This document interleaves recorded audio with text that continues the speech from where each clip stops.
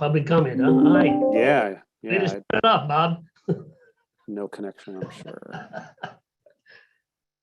Oh, well.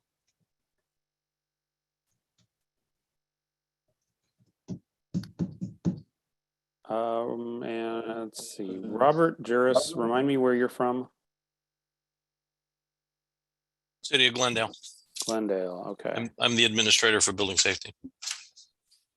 Okay, you and yeah, Majority. Tom's not there anymore. No, I took Tom's place. Yeah. Update my stuff. Yeah, I've got Tom over here now. Yeah, I heard.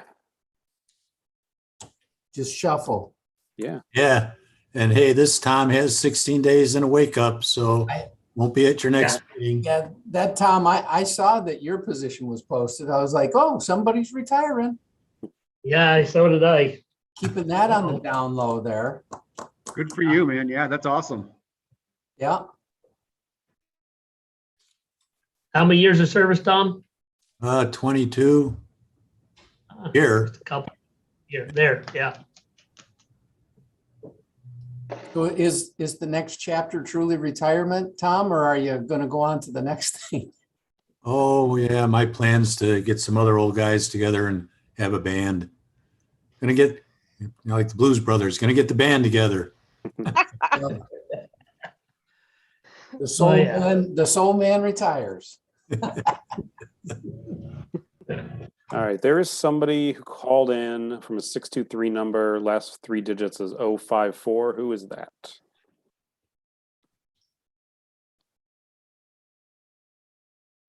You have to hit the secret devil unmute button.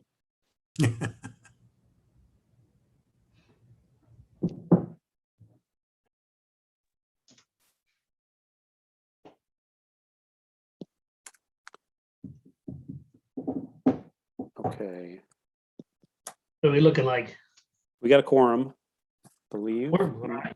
Need 11, we've got 4. Yeah, we've got at least 11. So yeah, Mr. Chair, we can go ahead and start. All right, well, then I'll call this meeting to order, the MAG Building Code Committee on August 18th, 2021. Scott, you have the announcement? I do. or- Yes.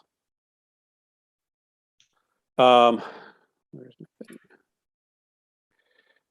This is a statement that MAG is giving before these virtual meetings begin. We operate our committee meetings with full transparency, giving the public access to committee meetings, materials, and discussion. The public cannot view the chat comments. As a result, we are disabling the chat feature in all committee meetings moving forward. If you need technical assistance during a meeting, please contact the helpline at 602-452-5095. Again, 602-452-5095. Or contact the MAG staff assigned to the meeting, me. We appreciate your understanding and helping maintain transparent discussions for the benefit of the public. Ready. Move on to item 2, call to the audience.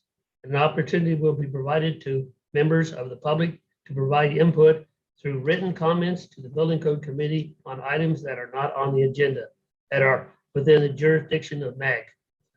On an item on the agenda for discussion, but not for action. Members of the public are asked to submit written comments related to this meeting through the MAG website at azmag.gov/comments and indicate for which meeting comments are intended. Comments may be sent at any time leading up to the meeting, but must be received at least 1 hour prior to the posted start time of the meeting. Comments received prior to the deadline will be read aloud during the meeting. Comments must not exceed 3 minutes in length. A total of 15 minutes will be provided for a call to the audience agenda unless the Building Code Committee requests an exception to the time limit. Please note the comments received for agenda items posted for action will be read at the time and then that item is heard. Right. We have any call to the audience? Yes, Mr. Chair, we have two comments, both for item 7. So I can read those at the start of that discussion. Okay. Alrighty. Okay, we'll move to, seeing that they're gonna be postponed to later, we'll move to item 3, approval of the February 17th, 2021 meeting minutes. Do I have a motion? So moved. Motion, do I have a second? Second, Okay, all in favor? Aye. aye. Aye. All right. Opposed? Okay, nobody opposed, good. Mr. Right. Chair, I need to do a roll call since we're doing an online. Oh, that's true, yeah. Dave Zellner, Apache Junction. Aye. Brett Harris, Avondale. Mike Izzo, Buckeye. Mike Tibbet, Carefree. Mike Baxley, Cave Creek. Here.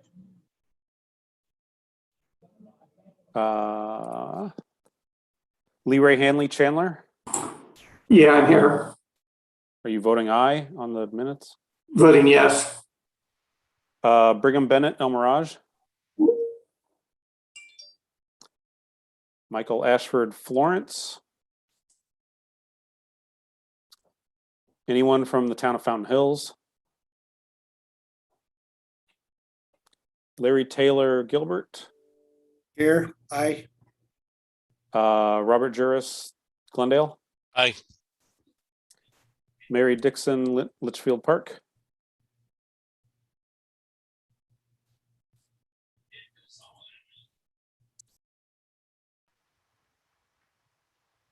Mary?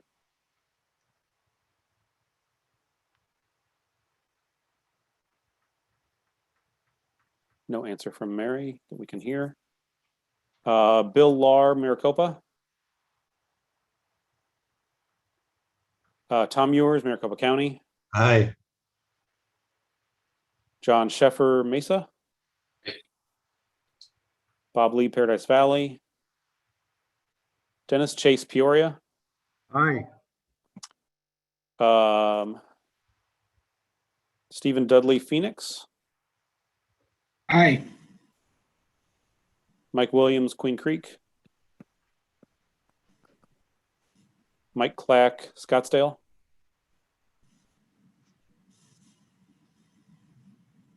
Aye. Jeff Rollo, Surprise.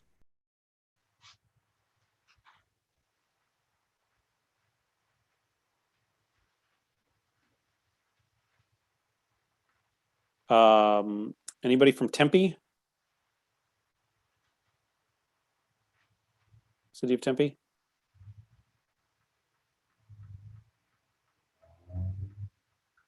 Kevin Bruce, Wickenburg. Gregory Arrington, Youngtown. Mr. Chair, the motion passes. Thank you. I Oh, know. and Randy Westacott, sorry, Goodyear. Yeah, yeah, and I Mr. vote aye too. Yeah, So, you guys yeah. are at the top of my list. I was going to come back. Okay. I'm out of practice. Hey, it's been a while since we had we had one in February. Yep. Okay, so, yeah. All right, and that motion passes. We'll move to item 4, comments from the committee. An opportunity will be provided for Building Code Committee members to present a brief summary of current events. The Building Code Committee is not allowed to propose, discuss, deliberate, or take action at the meeting on any matter in the summary unless the specific matter is properly noticed and in accordance with Arizona open meeting laws.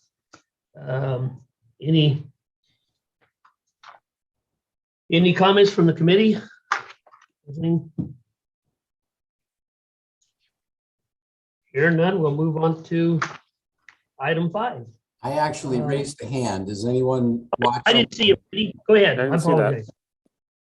So apparently that's not working. So speak up. It says lower hand, but Do that too. I can't see it. anyway, I just thought I wanted to bring up, is anybody else experiencing the statement from the development community that, hey, we're having resource shortages, insulation, windows, PVC are some of the things that we're hearing out here in Goodyear. Is that happening throughout the region? Just people's thoughts on that. Well, it used to be lumber nobody could get. I've heard paint, Steel, carpenters, major labor shortage with carpenters. We've had new houses where they've called for strap and shear inspections and they have no windows. Same back order. in Mesa, no windows, and appliances are apparently still hard to get. And I can't get any new vehicles for my new inspectors that got approved for this fiscal year.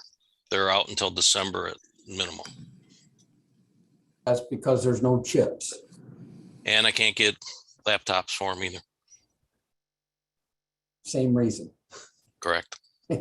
Well, So So other than that, it's business as usual. Yeah, Randy, I'll confirm for you that yes, that is an issue across the industry and across the entire region. There's material shortages, labor shortages, and so what it translates into, and is probably what you guys may be getting at, that is perhaps something we want to talk about, but is, how do we continue to proceed forward, given that construction cycles and the traditional sequencing of events on a construction site may not take place in the same fashion that they've always taken place, because otherwise you'd be sitting on hold while you're waiting for windows, for instance, when there are other things that could be done. The one example I've heard before is there was an issue with garage doors a while back with just getting the garage doors. And so if you didn't have early power, you couldn't get a final to then get the house energized to then do the energy testing and so forth. And so I suspect that may be partly what you guys are seeing, and perhaps it warrants a broader discussion about how do we kind of improvise so that builders can continue to move forward, but yet you guys are comfortable that things are being done in a safe manner and that they will ultimately be completed sufficiently to turn it over to the homeowner.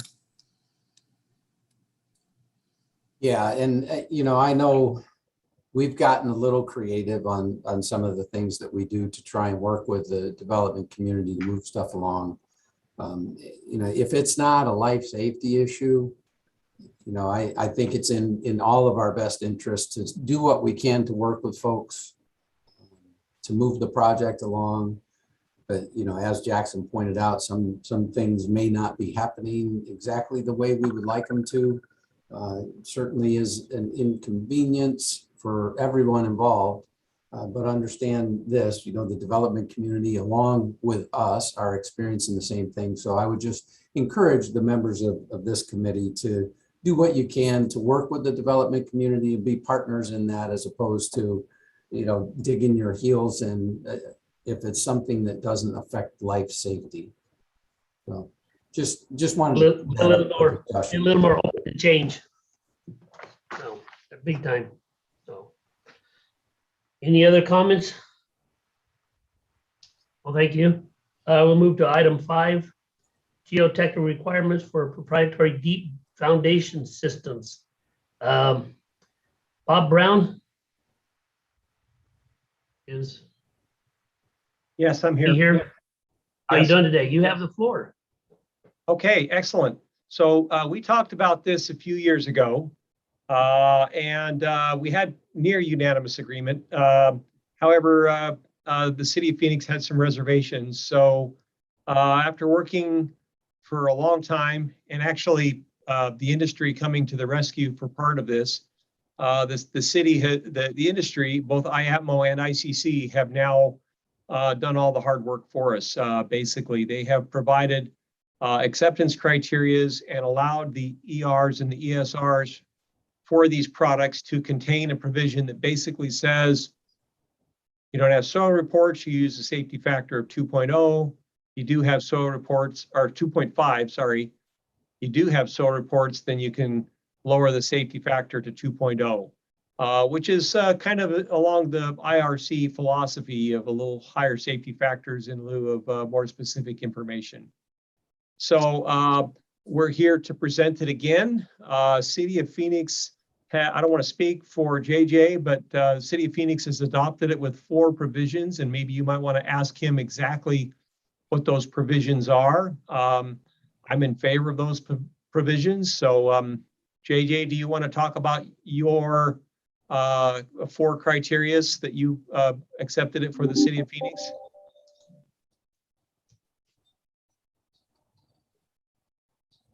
I think that might be better directed at Stephen. I don't know if I'd necessarily be able to speak on Okay. it for the city of Phoenix. Stephen?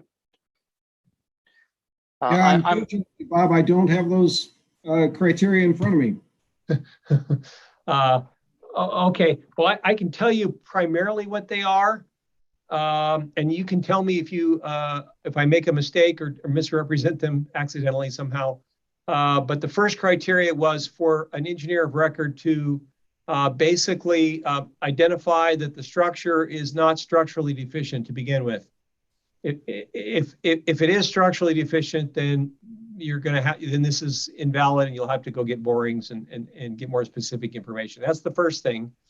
The second thing is that the engineer needs to, and it's all part of, there's 2 parts to part 1, and that is that the engineer also needs to make sure ahead of time that this is a project that will work with helical piers, that the soil conditions are appropriate, that there's not any specific soil data that would indicate that there would be some anomaly where the piers wouldn't work.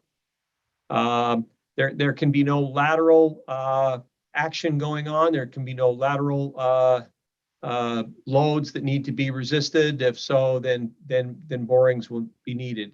There needs to be special inspections that would confirm the torque and the loads, and then there would need to be the engineer of record signing off on those, and there would be a sort of a report, a deferred submittal by the engineer of record that would indicate the capacities of the piers from their in situ installation in the strength of the soil, and their capacities from the information that gets installed to them. Those are I think the 4. Do you guys, did I miss anything, or is there anything different that you would see from those things? As I recall, it's also, of course, it was a alternative material request. We tied it to this. We also tied it to the compliance with the ESR report that was submitted. It had to comply with all the provisions of the report. Correct. We've submitted all those. I think we've submitted a link to all of those for you. I think Scott Wilkin did that. There's the 2 governing bodies could come from either one or both. And we've submitted both the acceptance criteria and the ESR reports as an example that basically go through this. So therefore, if you stick to those reports, you're fine. City of Phoenix had a few of these provisions on top of it, which I'm in favor of,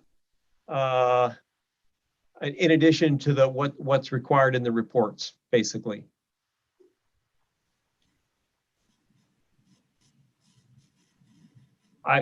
That's pretty much it. I mean, it's not all that different than what we submitted a few years ago. There's a few little things that are different. As I recall, there was pretty near unanimous acceptance of it then. So I can't imagine that there would be a lot of opposition at this point, but if anybody has any reservations, I'll be happy to entertain them. If there's people that want to understand more about it, I'm happy to share more. We have almost a unanimous consent from the engineering community on this. I have letters from at least 20 engineers in support of it, the same ones that I submitted a few years ago. Happy to entertain questions or comments. Any discussion from the members? Well, a question for Scott. He included this building code amendment and standards manual number 20. Did we not vote on this before? I don't think it got to the point of a vote, because if you recall at the time, Phoenix had the 3 or 4 Phoenix representatives ago, I think, had some reservations about it, and that's why we tabled it so that Bob could work those issues out. And so this is it's newly up for a vote with the changes that have been made. Well, I know for Maricopa County, we've had a couple of permits and we treated them pretty much like minor permits and we did them very quickly and, accepted engineer of record special inspections and it's all good. I don't know what else to do. A lot of the cities have adopted this methodology, particularly most of the cities in the Southeast Valley pretty much standardly operate this way.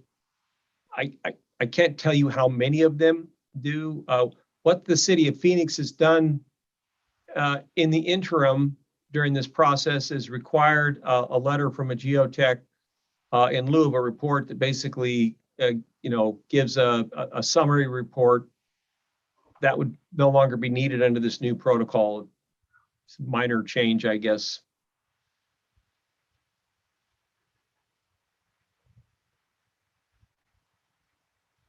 Anybody else? City of Peoria, I've got a question.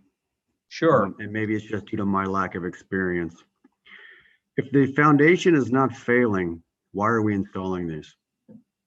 These are what they call serviceability issues. So almost no structures are, when we go to them, are ready to have a life safety catastrophe. These are the vast majority are not structural and they're not cosmetic. They're in between. That's the gray area called serviceability, where doors don't work properly, windows don't work properly, tiles in the floor recrack regularly, drywall won't stay fixed. You can't, something that would stop the sale of a house in a residential sales condition. It's the serviceability or functionality issues that customers are not happy with and want repaired. And that's an important distinction to make because as I pointed out in other documents last time and this time as well, is that our systems are basically a redundant system. When we go in and a house is sunk 2.5 inches in one corner and we raise it up, if our systems, which would be very rare, but if our systems for some bizarre reason failed completely, the house would not have a catastrophic failure. It would just have serviceability problems again. It would settle back down. You'd be 3 inches low. You'd have cracks again. You'd have issues. You'd have unhappy people, but nobody's going to die. So the existing foundation load path functions in a life safety capacity in addition to our system. But because of the serviceability of it, we want to bring it back up to a higher level and make sure that it doesn't go down any further, that it doesn't continue to cause problems and continue to go down more. That's the basic philosophy of what we're trying to do with our systems. If it did continue further, would you reach a state of failure? It's possible. Quite often these engineers will say, a structural engineer will tell a homeowner, it's not a structural problem. And then the question to the engineer is, well, could it become a problem? Could it fail at some point? And the engineer, said, well, if it keeps moving, it could. So then the question is, will it keep moving? Well, at that point, then you got to ask a geotech because it's ultimately a soil problem. Theoretically, it could. I think it would still be really rare. I've seen 2 houses 12 inches out of level, and that was a pretty catastrophic failure. But in one of those houses, we had a 4-hour meeting with like 10 engineers and insurance people and everything else, and nobody was worried about the house falling down while we were inside having a meeting. Okay. On the submittals that you're proposing under these guidelines, are they going to specifically state that the proposed construction or fix is for serviceability issues only? It's not required to say that. Our company says that in our reports. We come right out in front and say, unless specifically stated, Nothing in this report will indicate a life safety structural deficiency. I can't speak to what other contractors put in their, I'm going to say reports, because they're not really sealing them with engineers. But I don't believe that they say anything like that, although I don't see all their reports, so I don't know for sure. Okay, good enough. No further questions. Thank you. Anybody else have comments? No? I do, sorry, Jackson. Okay, Jackson. So I seem to remember that a while back, someone may have talked to me or brought up to me concerns about how these types of systems work and are installed for single family homes. Now, it's been quite a while, so I may be misremembering, but in light of the fact that none of the public feedback was provided in the committee's packet, I think it would be a good idea to have that public comment distributed, and so that we can also get additional feedback from the public prior to adoption, because I haven't seen any of those letters. Good point. I mean, nobody has asked about it before, and so we just never really thought about including it. That's the reason we're doing this. It doesn't really make that much difference to me as a contractor, other than the fact that I see homeowners, if they have to do borings, they have to pay $3,000 for something that really doesn't do them any good. They're going to pay $3,000 for Speedy to go out there and do a boring and take soil samples and do a sieve and PI and maybe do consolidation tests and with blow counts. And what you're going to see is some information that will tell you where the ground is soft, where it is weak, where it is hard, maybe what the water content is, at what depths. But none of that information will affect the design of the system. These systems are good for about 60,000 pounds, which is about 6 to 10 times the weight of a house. So they're way over designed, and that you are not going to, no matter what the soil does, you are not going to change the design. It's going to be a 2 7/8 pile, and or maybe a 2 3/8 pile if it's a lighter structure. But neither one of those products would be modified by the soil information. The only thing that the soil information is going to do is probably tell you closely, sometimes closely, what depth you're going to go to, because these will go until they reach refusal, and whatever that is, they're going to go to that.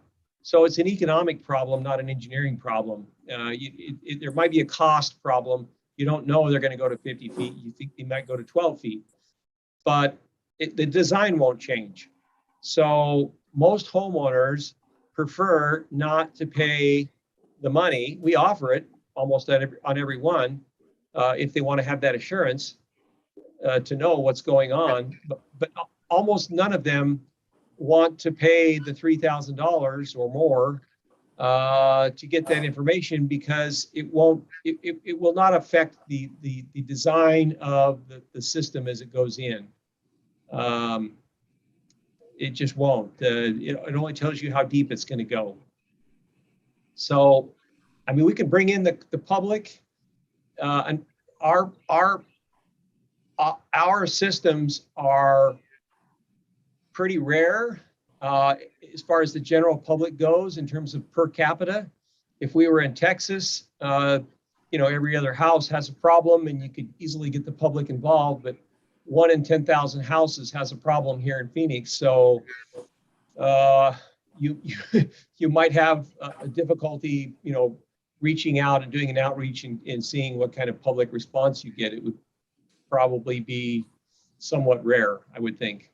Well, as a non-government person representing the Home Builders Association, I'm just very sensitive to the idea that we would be asking a governmental body to adopt something that, one, has received public comment that nobody's seen, and then two, that hasn't been widely distributed for that public comment. So I'm just overly sensitive to that because of my role. And so I would urge the committee to take that position as well, that if there's no additional comment, there's no additional comment, but there's no harm in setting that out for 30 days to adopt at another point once everybody's had a chance to see all the feedback that's been provided. You know, if I could say something, this is Lee Ray with the City of Chandler. Where are geotech reports being asked for in Maricopa County? Because I've looked at thousands of these systems in Pima County and in Chandler, and over the last couple of decades, I have never asked for a separate geotech report. All right, so here's part of the problem, and here's why I got involved in this business in the first place. I recognized about 10 years ago that there's a disconnect in the industry. Every report required borings, yet nobody, zero, throughout the whole United States was doing soil reports for residential work. And so that creates a problem for the industry because if we as an industry installer ever get hauled before the witness stand on a project and question, why didn't you do what this report tells you to do? And our only answer is nobody does it. That's a problem. And the fact is, the point is brought up, nobody does it. Nobody does borings anywhere. So this whole exercise really is an exercise in just recognizing reality, to be honest with you. I don't know how to answer your question. There are no, I mean, once in a blue moon when we have really weird conditions, we'll do a soil report, but it's pretty rare. It just is not that helpful. Doesn't really do that much for us. We ask for them in Peoria. I can say that. We ask for them in Peoria, and the simple reason is just because the ES report asks us to, or the code rather asks us to. We do ask for them. Yeah, I can't speak to that specifically. It's possible that happens, but I don't know if we've done any projects in Peoria in a while, so it very well could be possible. Now the ESRs will say differently, so you'll have a different guideline, so to speak, I guess. And I second that here in Tempe. This is Dino Cardo, building official here in Tempe. Yes, we do ask for the reports.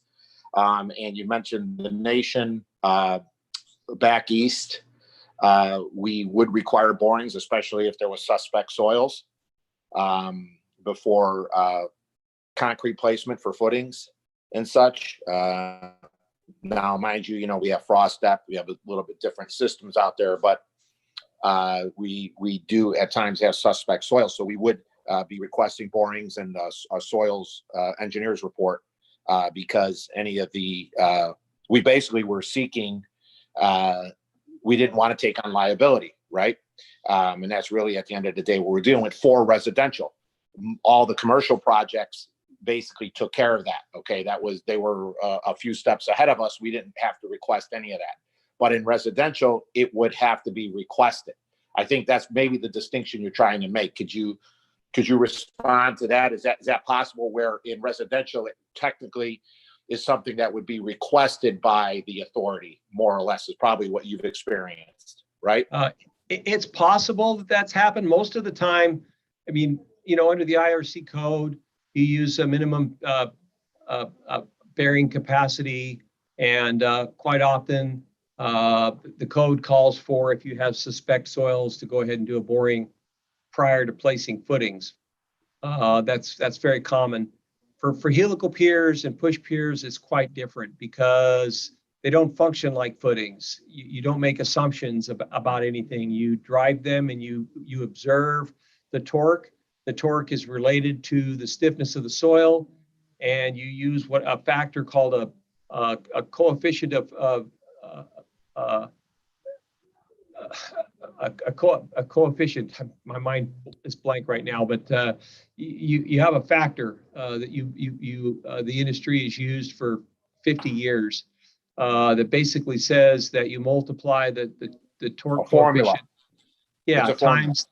Yeah, it's a formula times the amount of torque that's on the product, and it gives you the bearing capacity of the product, which is something that footings or even micropiles or even caissons cannot do. And so this behaves differently than those products or even footings. And that's why we put into the requirements that there be a special inspection to observe that torque and to report it at the end that gives us the bearing capacity of the pile to confirm its capacity in those soils.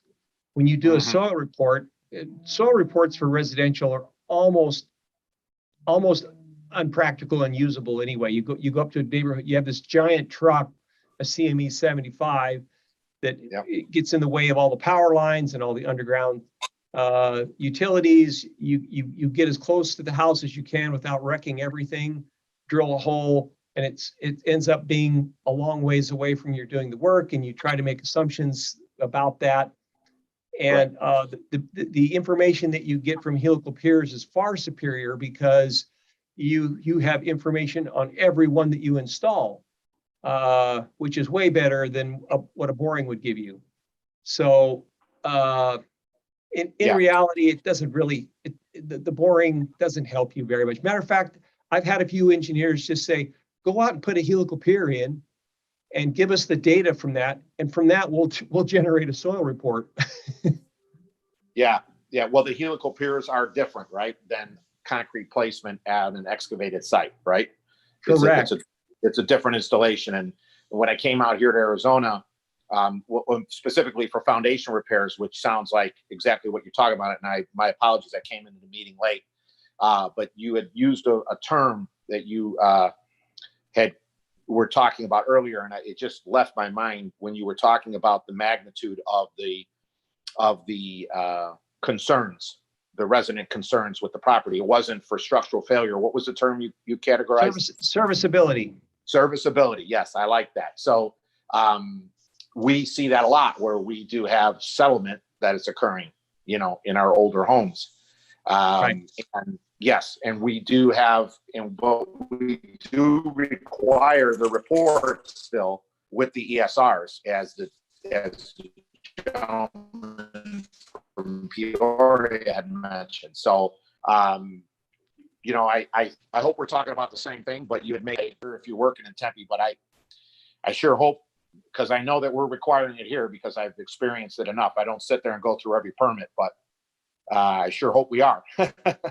I would suspect that what you're getting is a report from Speedy that basically is a letter, which is what we've been doing in lieu of reports because, it's just not, the homeowners are not wanting to pay, for a full boring. So Speedy has borings just about everywhere, or Western Tech, and they write a letter, and Tempe is most likely using that letter the same way that the city of Phoenix and some of the other cities have. So I have a question, Bob. And I understand how helical piers work and other push piers, and we're going to first refusal. The soils, you're right, the soils reports we get for subdivision mean absolutely nothing when we're talking about this.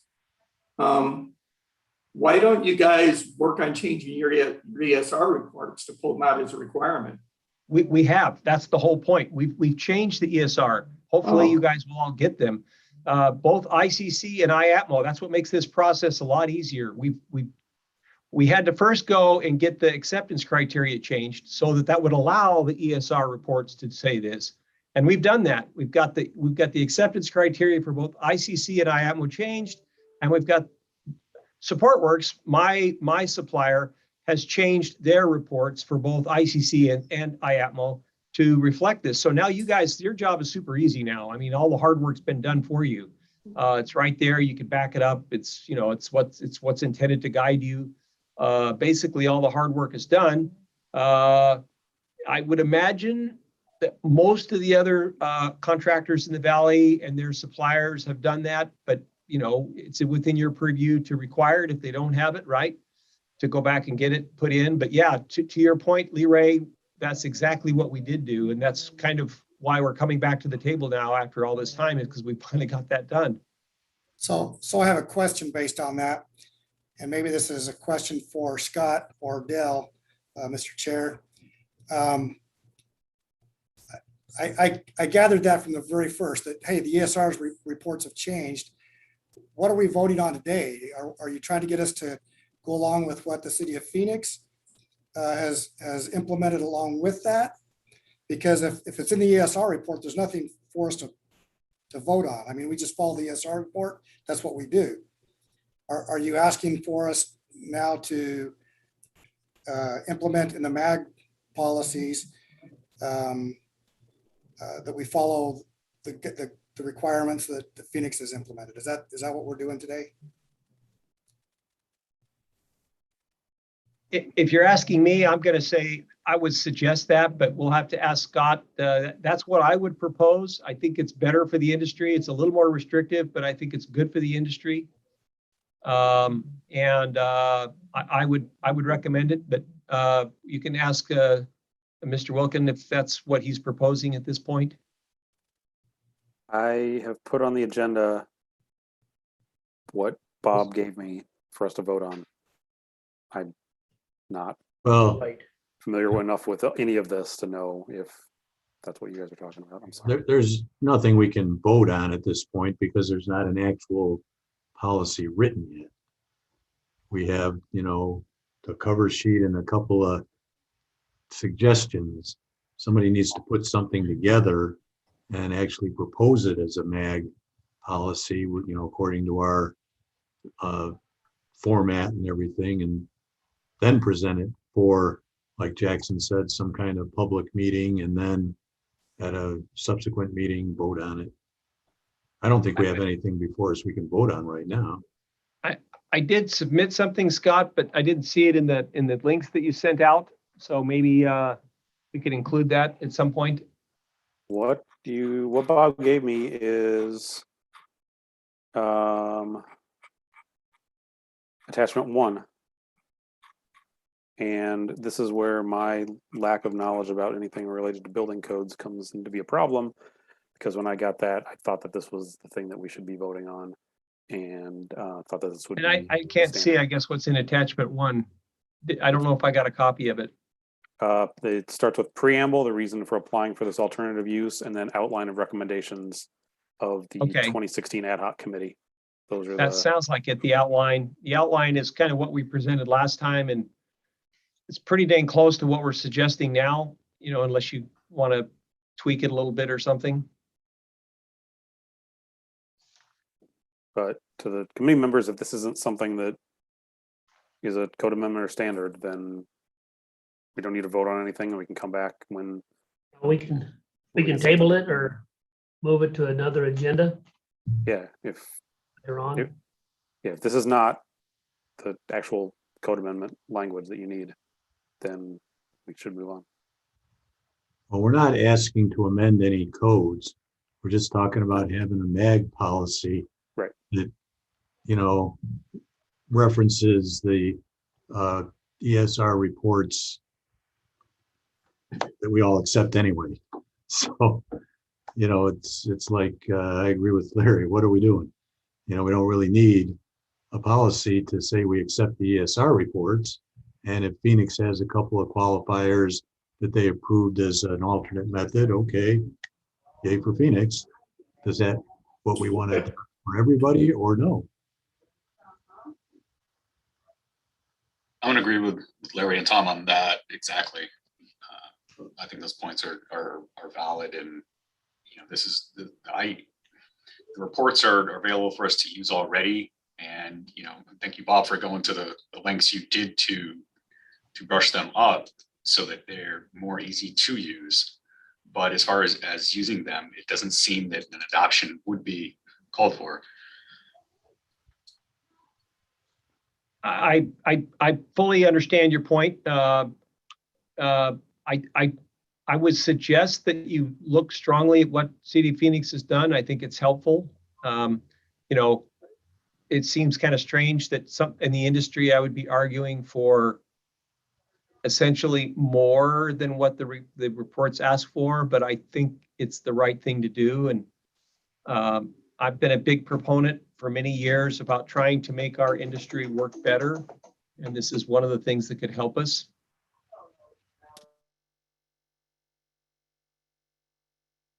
Right. Is there anyone who wants to propose a a process we want to do with this, or we want to just table it or come back to it on a time? Hey, Sharon.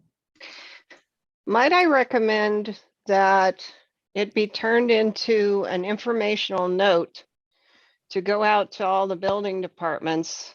Because primarily what you're trying to do is bring to everyone's attention that the ER reports have been updated and they now no longer require the soils test. So I think that's the action you need, is to make sure that the word goes out across the industry that these things have been updated.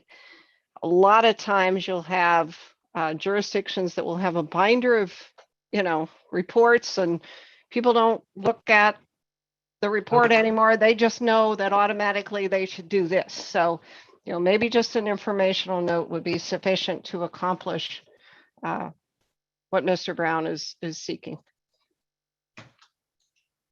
I agree with Sharon on that one. I also think that in the process of this, by eliminating the engineer's report through the ESR, it'll save the customers also some money. The engineer's report's not. Yeah.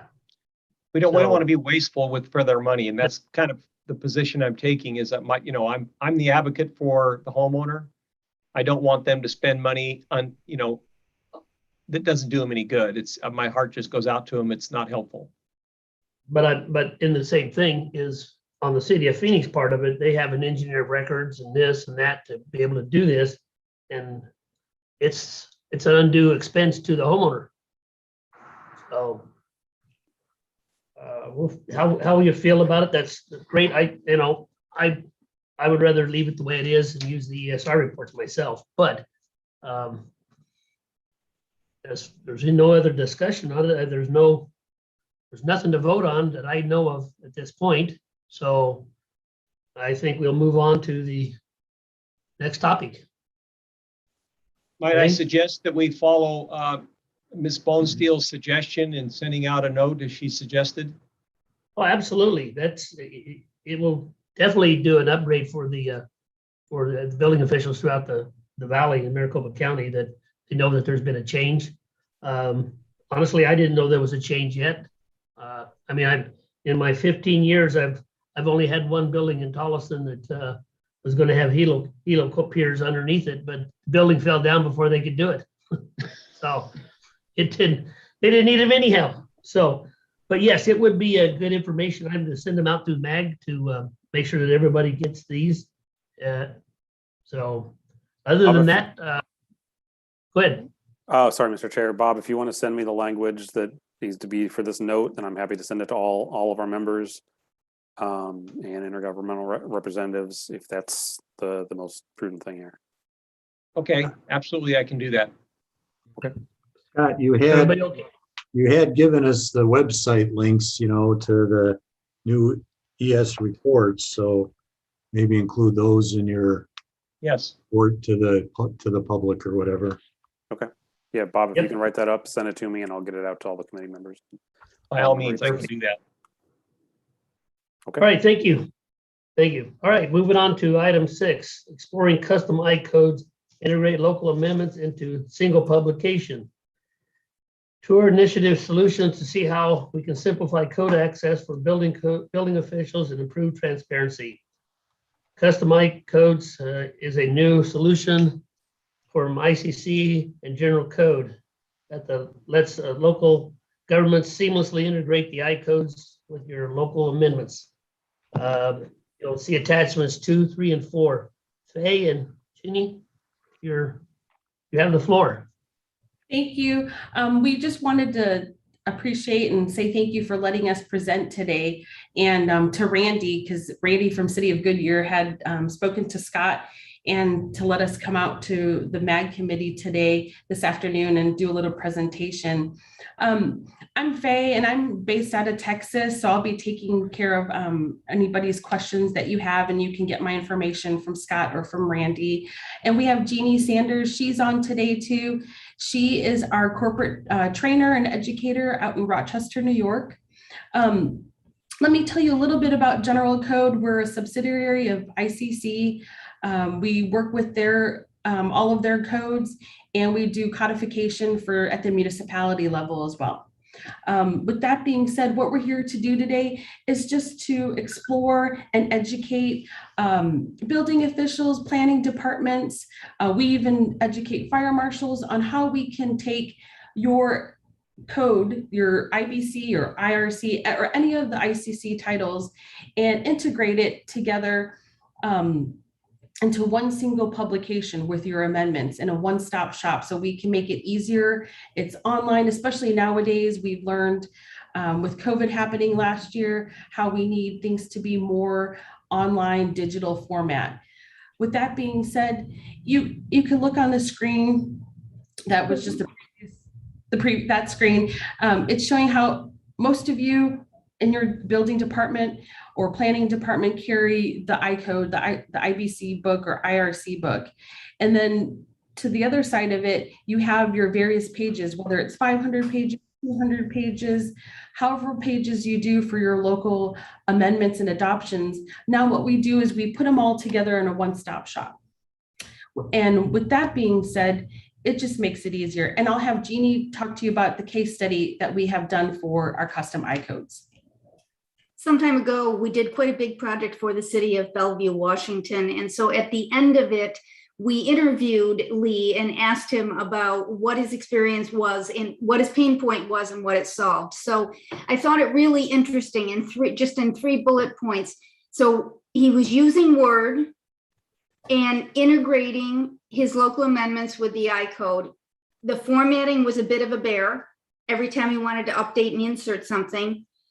It was very time consuming, and in their city, there is frequent adoption cycles of amendments. So what he came away with was, by using custom I-codes, he could spend his time getting the amendments adopted and not have to worry about then getting them in writing, doing the work in his case in Word. Just to say it out loud, we don't do it in Word, not that it makes it any easier, but the formatting thing goes away. So that case study is available to you. It's one of the attachments. Back to you, Faye. Now, like I said, who benefits from this? A lot of the building officials and fire officials. It also does the contractors, the tradespeople, municipal staff and residents, where they can actually go into a one-stop shop, and it's like a one depository. You can search it there, and it's online, it's searchable. You don't have to filter through the pages or the chapters to find anything. And later on in the slides, we'll show you how easy it is to see how it's color coded and broken down into, but it's just the accessibility, and it's open 24 hours, 7 days a week, especially now that ICC has created an app as well, where you can actually see this on your app or a tablet, but we can show you those solutions on the next slide too. And when the solution on how it is all done is we take whatever current year you're going to adopt or amend. It has to be 2018 or 2021. It has to be anything from 2018 and newer. We take it and we make a landing page on ICC's website where it's a customized landing page. So you will see, it will say like IBC or IRC, and it'll say for the city of Phoenix or the city of Goodyear, and then it'll have your logo, your city's logo on there, and it'll have the title however way you want to title it. We do give public access to the codes once it is all integrated together, and I'll show you that as well. We do also put them on PDF formats. We do licensing where you can actually buy 2, 3, 4 PDFs, download it to somebody's iPad or to somebody's laptop, so they not necessarily have to have a ICC licensing per se to get onto the website. So it's always on their iPad. We do the printed type books where you can have a set of books in your office, and most of the people who have done the solution, they only need one book and one set of books that they put in their safe just in case if for some reason it doesn't work online. And then we'll show you what the landing page is. And as you can see, so this for Hartford County, they had created their customized landing page. They put their logo. It has their title saying that it is for the city, Hartford County, Maryland. And these are the various titles that they have. You can have some city, like the city of Bellevue, Washington, they have, I want to say there's about 12 different titles. So it's just a matter of which titles you're going to amend and adopt. Now, we had talked about how it would look like. So if you were to look online, you would see this part of your section of the code that you had amended or adopted, and it would have the fuchsia color, which is what the changes you have currently made or adopted. They have red, it doesn't show it on here, but those are for the state levels. And then they also have the blue, which that's showing from the model codes that was from the previous years. Okay, Faye, can I jump in here? Because this is like my favorite part. I want to show them a little bit about what it looks like, even just for the public. I mean, I think it kind of makes sense that for the building officials, you get a different level access, right? You're going to log in or you're going to get that PDF. It's going to be searchable to you. But one of the big factors is for people who don't necessarily work at the municipality, but they're trying to do business within the municipality, and they need to know not only what the building code is or the fire code, but also what the amendments are. So I wanted to show you that, and I sort of staged it so you didn't have to wait for all of it to draw. So I went to a different one. Here is Guadalupe County in Texas, and they have one customized code. It's their fire code. And so I'm just going to point out a couple of things to you. I am on iccsafe.org. I'm not logged in. I could log in. I'm not going to. I'm going to pretend I'm trying to do business here. I want to see. Now, this is their code, right? It's not the I code. It's the I code combined with Guadalupe's amendments.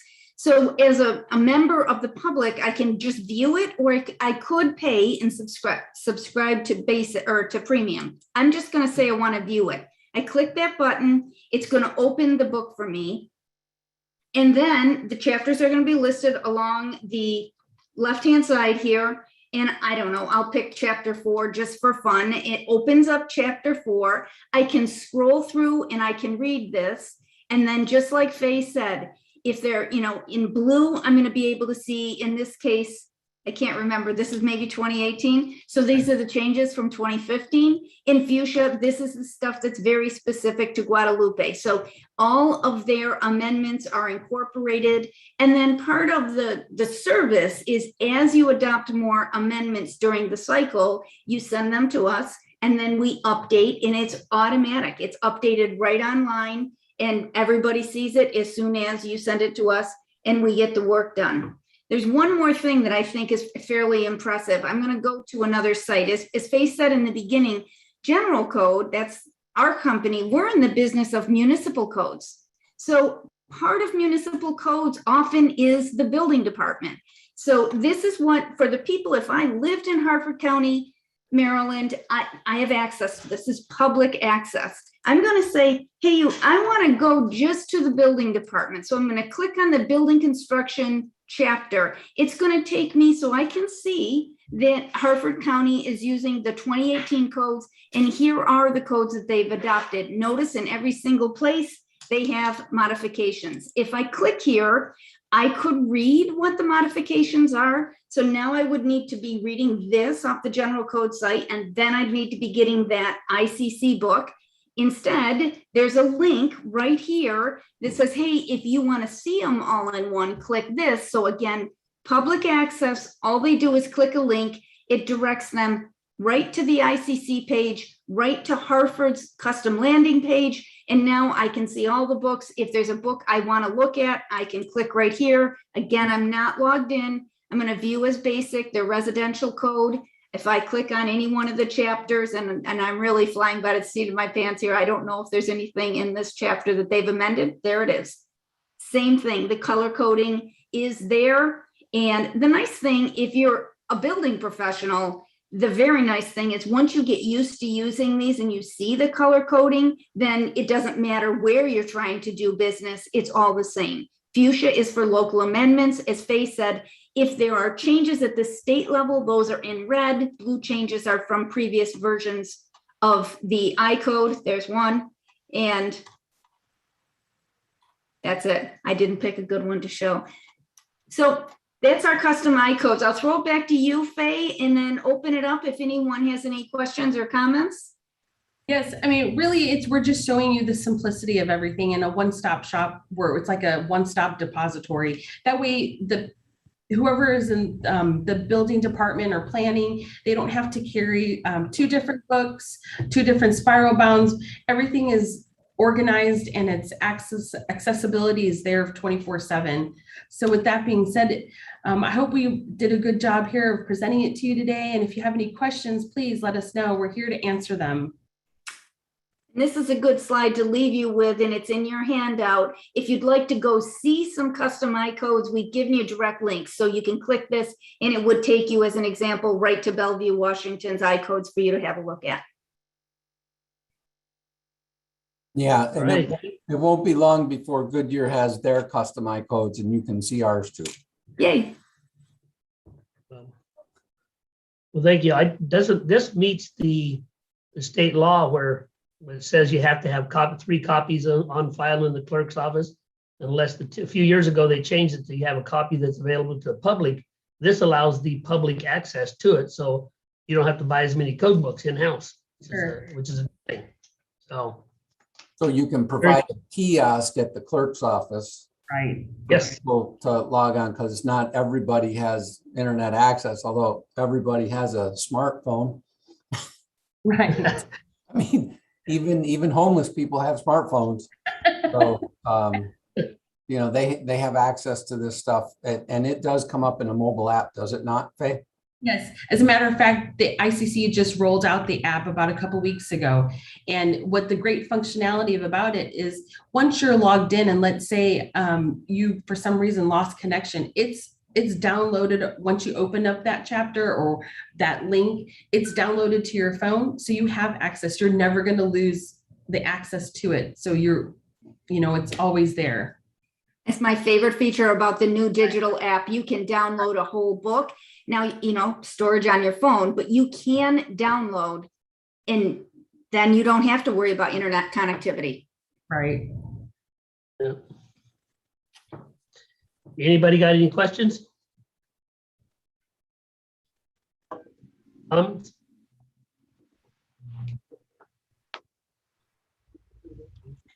Well, thank you very much. It's very informative. We'll move on to the next subject then. Item number 7. Electrical vehicles, utility programs, and model code EV infrastructure requirements. With the major automakers shifting their platforms from internal combustion engines to electric models, we are building multiple families and single families ready to accommodate these changes. Home built today are expected to last at least 30 years. General Motors has stated that they will be plan to stop selling ICE vehicles by internal combustion engines by 2035. Sharon will discuss the current EV utility program and offered by SRP and APS to support EV infrastructure. She is proposing two new standards related to EV infrastructures and to be added to the MAG building amendments and standard manual. And this will be overview attachment 5. There'll be a modeled definitions for EV, SE, EV ready, EV capable, and other. Then attachment 6, draft of text to adding EV requirements to 2018 or 2021 codes. Attachment 7. Sharon, you have the floor. Thank you. Let me see if I can share my screen. There we go. I'm hoping you can all see that now.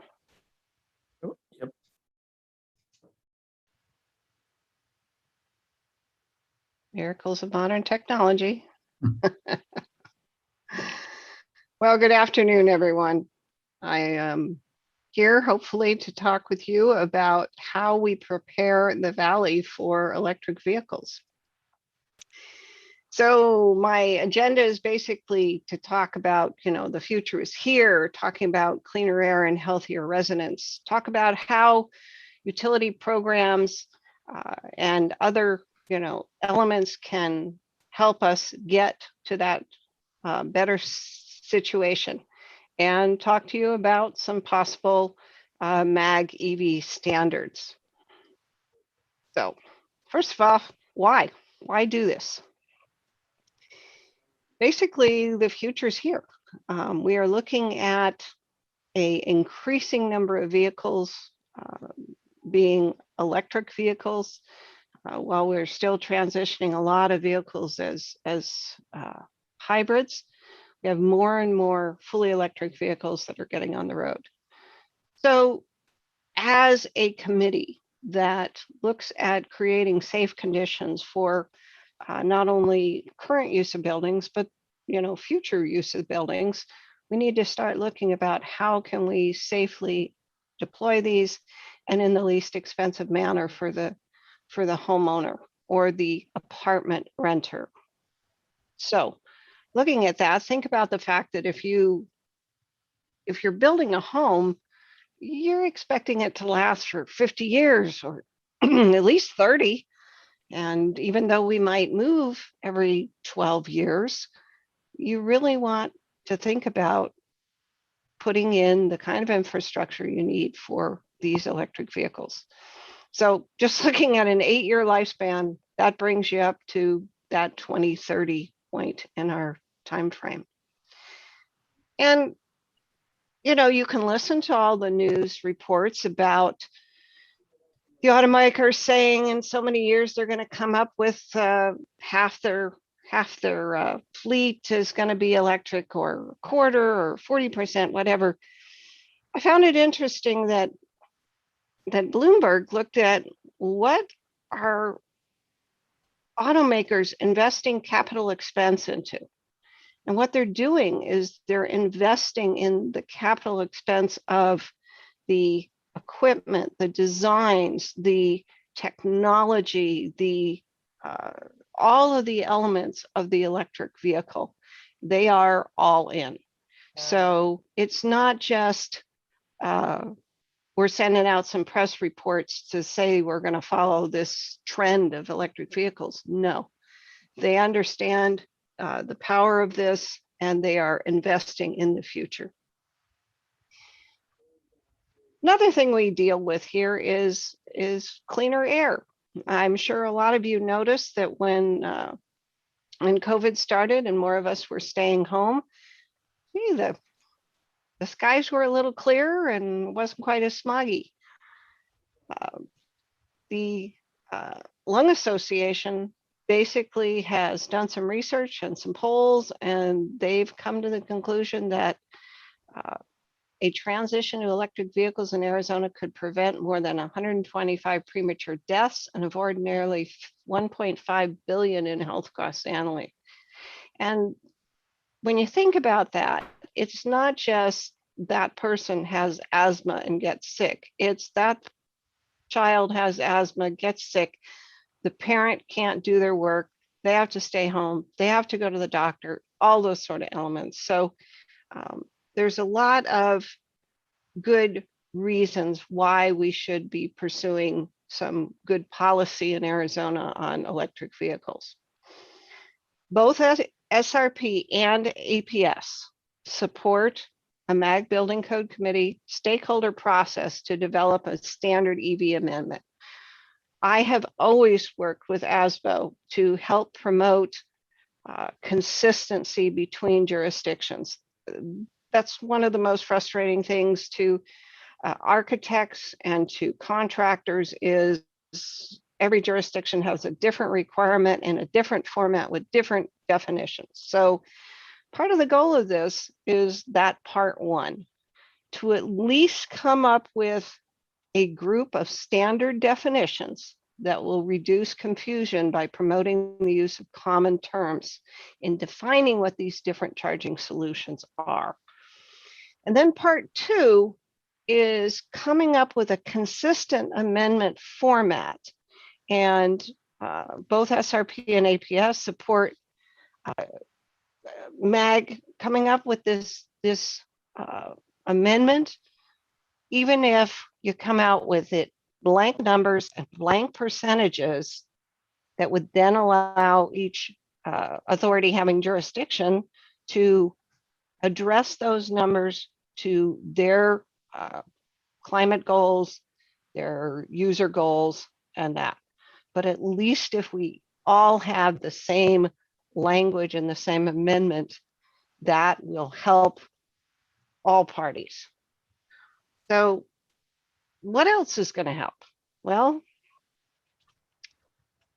how about looking at what the utilities have done in terms of some of their sustainability and future goals?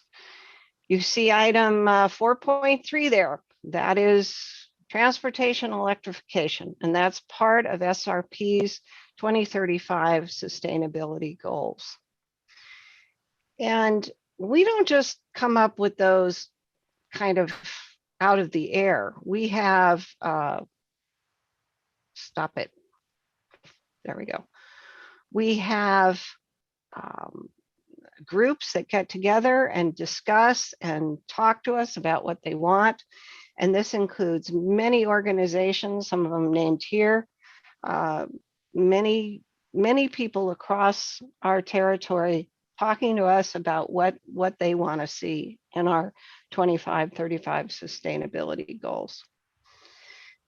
And what has come out of that is, some input, 40% cost of charging they're finding is lower than they expected.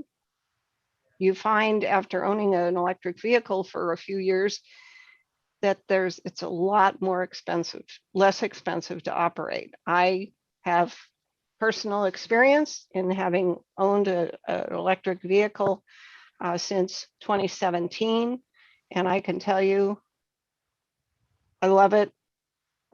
Anecdotal, but my experience is there. In fact, we bought an electric vehicle the same month that we upgraded our air conditioning unit, and our electric bill went down. So positive stuff all around there. So we've done, at SRP, we've done research and we've come up with a lot of different programs. And I'm trying to move something here. There we go. Right. And SRP has a number of programs. This includes a time of use plan, an EV charging plan, supports you getting very low rates when you charge your electric vehicle off peak hours. We have a rebate through our SRP marketplace on electric vehicle chargers, $250 per charger. If you're looking at this from a business standpoint, we can do $1,500 for each networked charging port that you provide at your utility, or excuse me, at your business, or $4,000 per port for government, nonprofit, and school customers. So we are doing our best to help support this new technology that is coming faster than any of us, I think, realize. So SRP's 2035 goal is to support the enablement of 500,000 EVs in our service territory and manage that EV charging. If you think about the fact that we've talked in the past about the value of energy efficiency and deferring when we need to build another power plant. Well, these EV chargers allow us to have people charge them in the hours when our generation facilities are not being fully used. So it's in everyone's benefit. We have a couple of places on our website, srpdriveelectric.com, where you can find information on those rebates, including a rebate for leasing or buying an EV from a local dealer. We also have our Save with SRP Biz, where it gets into the opportunities for businesses, including we also have a program that will come in and do an evaluation, help you do an evaluation of your current business fleet and look at what the benefits would be for you to switch those to an electrified fleet. And APS is right up there with us. Thank you to Kathy Knoop over at APS who gave me some of their slides to help communicate their position on this. And they too support choices for EVs, drivers, save money on fuel and maintenance. We have zero tailpipe emissions, and they allow us to capture more benefit from some of these solar installations. So they too have adoption goals and charging infrastructure goals and load management strategies. They have a lot of customer education and outreach programs, all looking towards the future that is now. APS's goal supports the adoption of 450,000 light-duty electric vehicles in APS service territory by 2030. There's that date again, 2030, 2035. 2030 is only 8 years away. So, you know, homes that are being built now really need to be set up to handle this.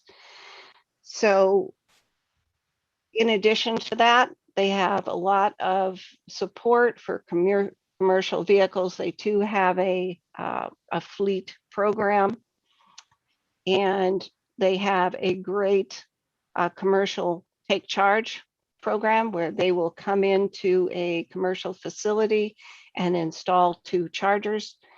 If you remember at the ASBO annual meeting, there were 2 chargers out in front of the hotel. Those were APS provided chargers and were available there for people. If I'd known that, I might have brought my electric vehicle. They are working at installing level 2 sites, level 2, level 1. Level 1 charger, it may take 12 to 18 hours to charge your electric vehicle. A level 2 will charge the typical vehicle in 3.5 hours. And a level 3 is what's known as a fast charger. And we also have some DC fast chargers that APS is looking at locating throughout the state to help support some of the charging networks along our major corridors. So a lot of work is being done. We're looking at residential load management strategies. The NLX juice box actually allows you to have 2 cars plugged into 1 charger, and it will stagger the charging so that they are either both charging slowly together to be finished in like 6 to 8 hours, or they're charging one fast between, say, 8 and midnight, and the second one charging fast between midnight and 4. So there's a tremendous amount of good technology out there right now in the market. It's not future, it's here. Programs that allow you to collect the data on your car charging. We want to be able to do everything from our cell phones, not only look at our codes, but charge our car. So lots going on at APS and SRP to support what's happening in the industry. And so we feel that this is a good step forward for us to start looking at some model amendments. So let's take a look at those model amendments. First of all, think again about what our purpose here is. We want to create some amendments that promote consistency across Maricopa's various jurisdictions. So look at this group of definitions. And we have, what is an electric vehicle? What is electric vehicle supply equipment? Remember, in a lot of the stuff we're talking about EV capable or EV ready space. And in only limited conditions are we actually looking for the actual EVSE equipment to be installed.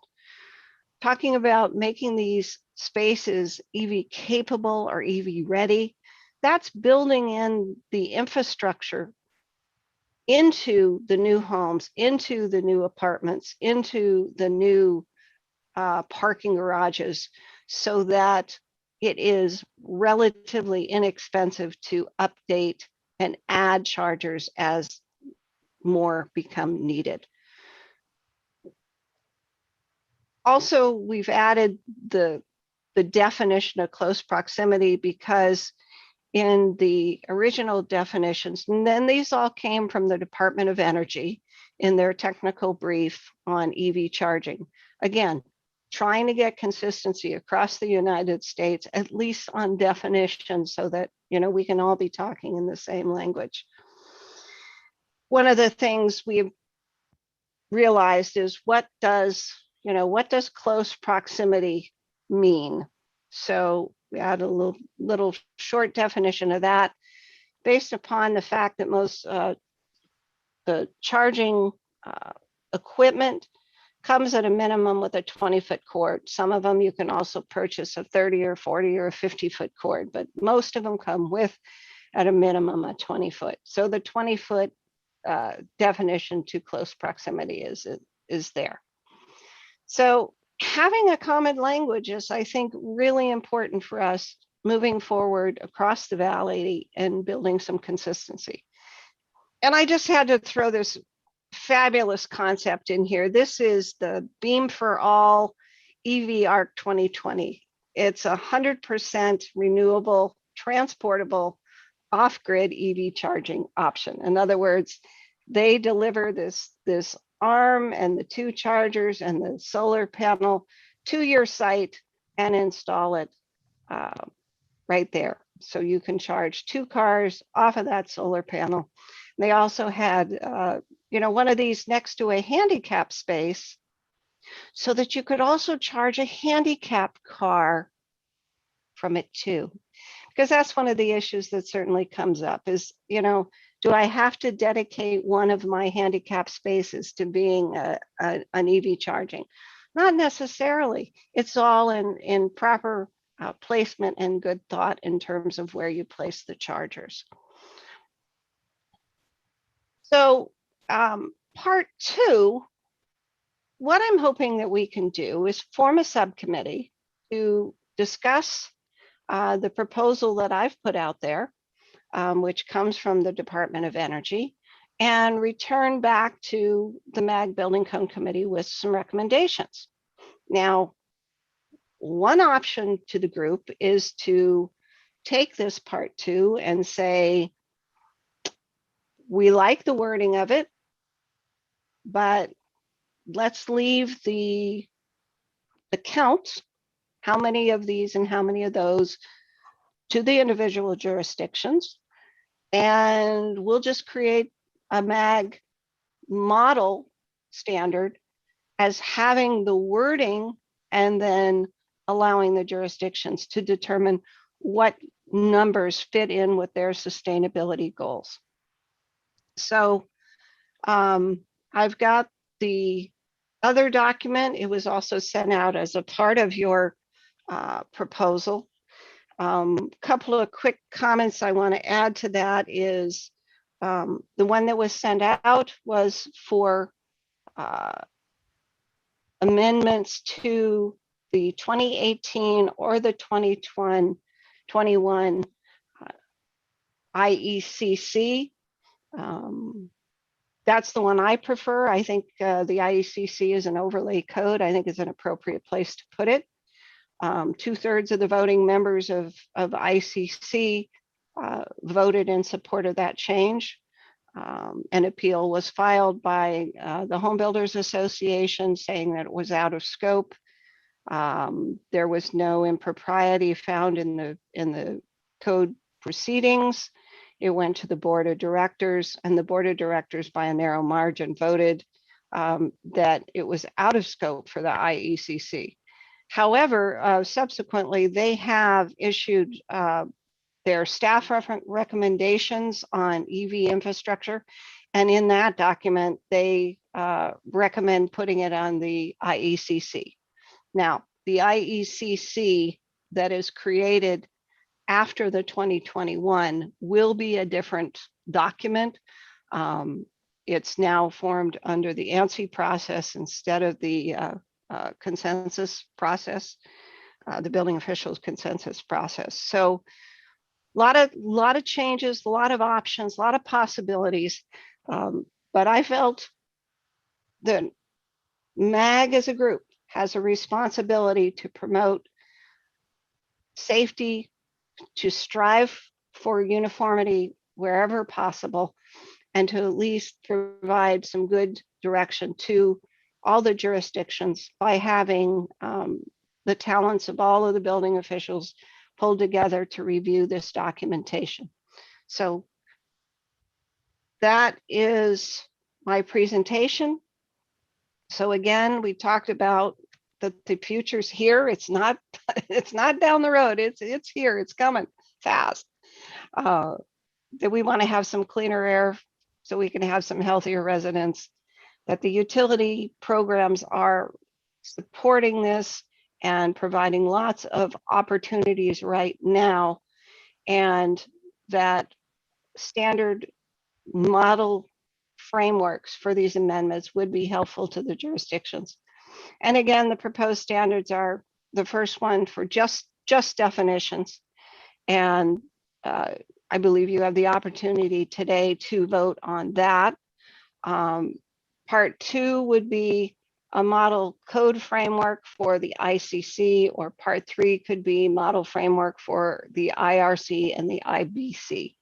And while I would love to say vote on those today, I know that those require much more discussion. Certainly we want to invite our local home builders, Jackson, and the Apartment Managers Association to weigh in on what they feel would be appropriate. And we certainly have a lot of discussions. And I offer up myself to help run a subcommittee to discuss part 2 and or part 1 at the committee's discretion. And I look forward to your questions and comments and thoughts. So I will stop sharing and thank you very much.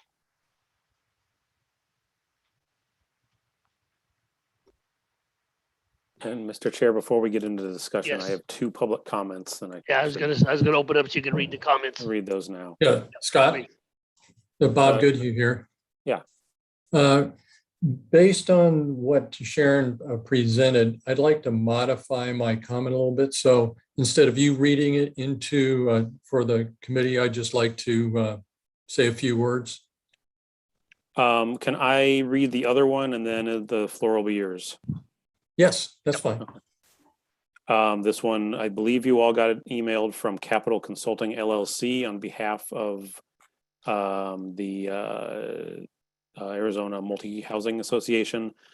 I write to you today in behalf of the Arizona Multi-Housing Association to request that you abstain from adopting the proposed model adoption language pertaining to electric vehicle charging stations on multifamily properties. Item 7, the AMA, which represents owners, operators, developers, and over 300,000 rental units across the state of Arizona, has not once been engaged nor included in any stakeholder meetings nor discussion on this issue, nor have we been given the opportunity to provide input on this far-reaching policy. It is our understanding that the proponents of the proposed language did not intend for any language to be adopted today, and that the intent was simply to begin the conversation. It is for these reasons and many more that we ask this item not be approved by the committee today. If there is any guidance or assistance we may provide to you on this matter or any others, please do not hesitate to reach out at any time at bastion@azcapitalconsulting.com. Respectfully, Bastian Y. and Druitt Capital Consulting LLC. And comment. Thank you, Scott. Bob, you have the floor. Yeah, thank you. I'm in agreement with the Multifamily Housing Association. However, after Sharon's presentation, I see how she's going about it. Part 1, Part 2, and Part 3. Part 1 definition, totally different thing. Part 2, the model language. I'm in disagreement with the board of directors with ICC. It should not be in the energy code. It's something it creates spatial requirements, location of electrical things. It's kind of a cross between the IRC, IBC, and the National Electrical Code. However, if the committee decides to put a subcommittee together to create some wording and that type of thing, that all should get ironed out. The other thing is that this proposal is a mandate to provide this type of infrastructure in these buildings. The reason why I'm against that or opposed to that is because the building code really doesn't mandate certain things. It's more of, if you provide this, you shall do this type of thing. It's more of an, it gives you the option, and if you construct the option, then it must be constructed this way. That's the way the building codes have worked. The only time that they've mandated certain things is, let's say, in the definition of a just make sure you all see me. It's like a definition of a single family structure. You shall have living facilities, cooking, sleeping, that type of thing. And then by definition, if you want to require it, fine. You say you have to have an EV charging station in or something like that as part of the definition of the structure. The other reason why I'm kind of against mandating certain things, it kind of opens the door to mandating pre-wiring for solar panels or pre-plumbing gas lines for a pool heater that may exist in the future, that type of thing. So, those are kind of nitpicky items, but still opens the door to provide certain things just in case somebody has something like this. The thing I do agree with Part 3 is the model language for an EV ordinance. That would be the part that would mandate something like that, like a standalone ordinance. So the municipality say, we are mandating this, and you shall follow the requirements in the code of the jurisdiction. So in all, I'm not for it the way it is right now. I'm sure after the committee goes through it and has discussion, they'll consider more of these items to make it more consistent with how the codes are structured currently. I just hate to see it go a certain direction that is you're requiring it for this one type of infrastructure, and you're not doing for anything else in industry. So that's it. If there's any questions, you can ask. Thank you, Bob. Well, I have a question. All right, Tom. At least for a residential installation, it looks like all you need is 140 amp circuit. Is that correct? If I could say something, Tom, I agree a lot with what Sharon says. But when we do something like, say, you need to have 140 amp circuit space available, working in the city of Chandler, we do a lot of EV installation for homeowners, and it's their choice. It is rare that we get a 40 or 50 amp. That's less than 20% of what we do. Most of the people that live in the city of Chandler are doing 80 amp circuits with 90 amp feeds on them. And they're doing it after the fact. So some of them have to upgrade their services, yeah. But if we are going to, I'm with Bob on the whole mandate thing. As soon as we mandate something, now we're making a home builder create space, possibly install conduit, for multifamily housing across a parking lot for something that meets a minimum of 40 amps. So I think the definitions need to be worked on. I think the mandate itself should come back and I hate saying this as a building guy, it should come back as a zoning ordinance for jurisdiction.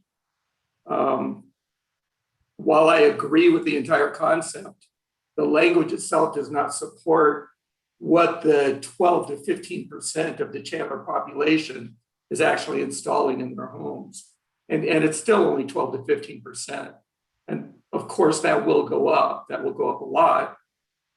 But I mean, when do we start making people do things?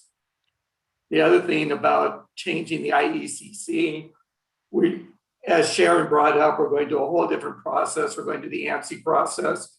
I'm really interested in seeing what comes out of the 2024 before I start getting into this too much. I do really like the idea of a subcommittee for Maricopa County, though. I would really like to join Sharon on that. Mr. Chair? Go ahead. Go ahead, Bob. Yes, Flor. Yeah, just one more thing I'd like to add. I think I'd recommend that you address existing buildings that need to be retrofitted in this. You've got a tremendous infrastructure out there right now that needs to be retrofitted. And that should be part of this if you go forward with it. So you're not just addressing new buildings, you're also addressing the existing buildings and how they need to be retrofitted to meet the code requirements. You know, most new houses I see have at least a 200 amp service, if not more. I would think it's pretty simple to have a 40 or a double 40, as he was saying, made available if people need it.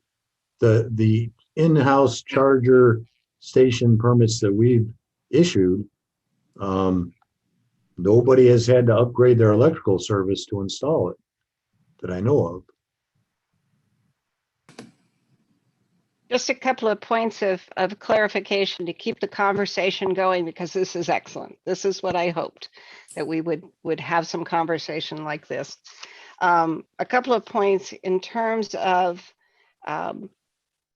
the 40 amp versus the 80 amp.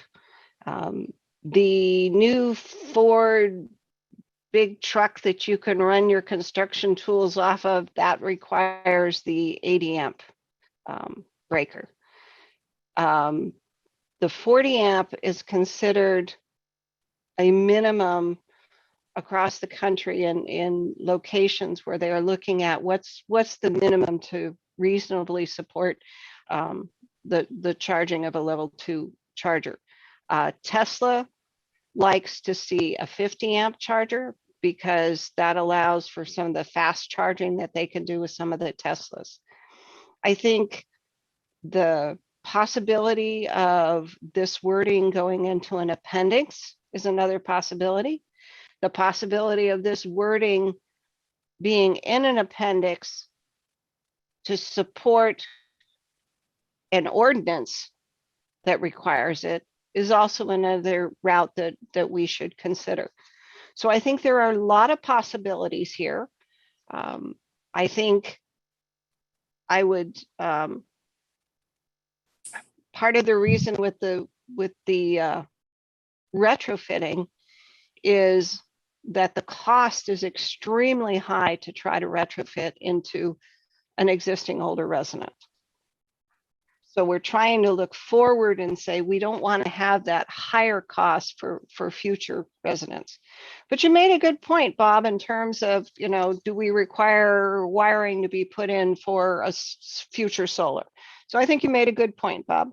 And I could see this being, you know, a capacity allowance, maybe. I could see it being a lot of different things. So good points there. The one thing that I do feel that we need to not forget is all of the individuals who are living in apartments. We are coming up on a period of time when a lot of the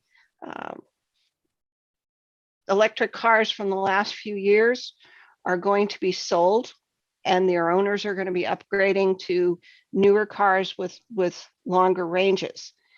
And a lot of those used cars are absolutely perfect for short inner city commutes back and forth. extremely inexpensive to continue to maintain. And a lot of the people that would be good buyers for those cars live in apartments. And if they cannot charge their vehicle in a car charger at their apartment, then they can't buy an electric car. Yes, can they rely upon their business?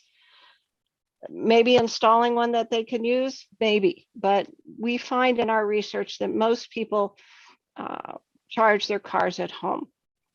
So we want to make sure that we're accommodating apartment owners, or excuse me, accommodating apartment owners and accommodating apartment dwellers in giving them the choice of being able to put car chargers in or have access to car chargers. What we don't want is the car charger plugged in the bedroom and hanging out the window and hanging down into the parking space that is below. You know, those are life safety things that are the reasons why we put these things in the code. So just as we have realized that we need to have different requirements in the code for some of these larger stoves that are being bought, some of these different mechanical units that are being bought, we need to realize that the homeowner is going to be looking at purchasing electric vehicles in the very near future, and it's only going to get more and more of the percentage of the vehicles out there. So thank you for all this great input. I hope the committee decides they'd like to form a subcommittee. And so Jackson, you haven't spoken yet. Come on, Jackson. I know you got I do have some thoughts. Yes. No, I definitely have some thoughts. I was letting others go first and weigh in on this. But Mr. Chair, if I may, Go ahead. You know, we certainly agree with much of what has been said today, including the idea that the committee should not adopt anything today. We're very much opposed to the language that was included in the packet, specifically the sentence in section 401.4.1, which says for each dwelling unit, provide at least one EV-ready space. The Home Builders Association has a long history of opposing these types of mandates on home buyers. These decisions are best left to each home buyer's individual cost-benefit analysis, where builders do offer EV-ready as an option or do it as a special request. The take rate on these is just exceedingly low. In addition, this mandate in particular may constitute a significant cost shift from the EV companies and utility companies to those that can least afford it or who don't benefit from it at all.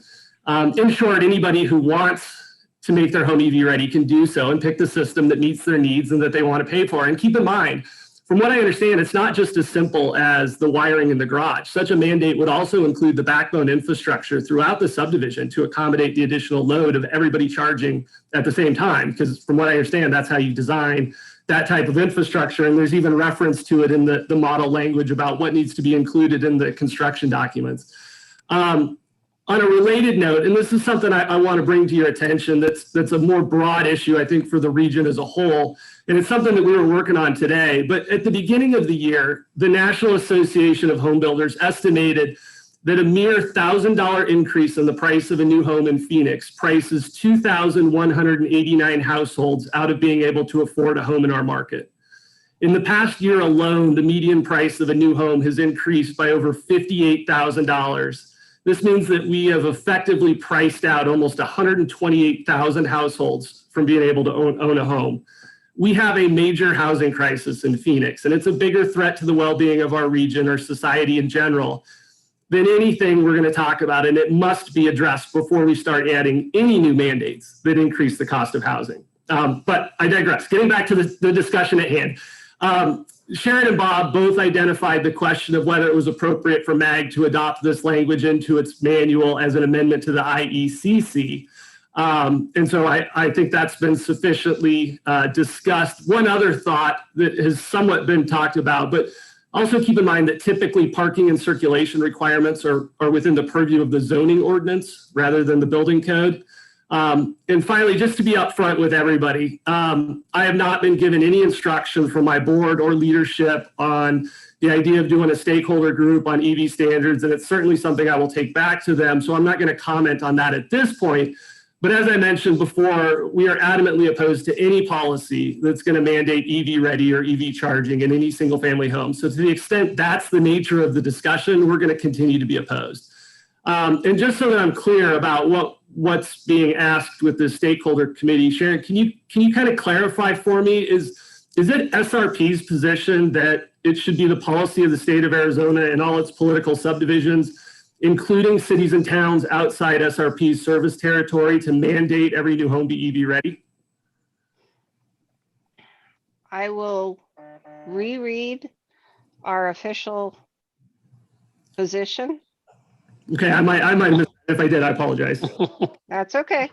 Our official position is that SRP and APS support a MAG Building Code Committee stakeholder process to develop a standard EV amendment as it promotes consistency across Maricopa County's various jurisdictions.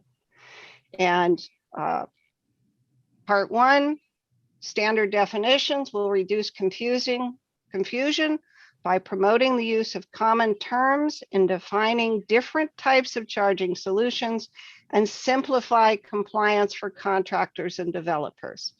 And part two, we support consistency in the format of EV amendments to building codes between the authorities having jurisdictions.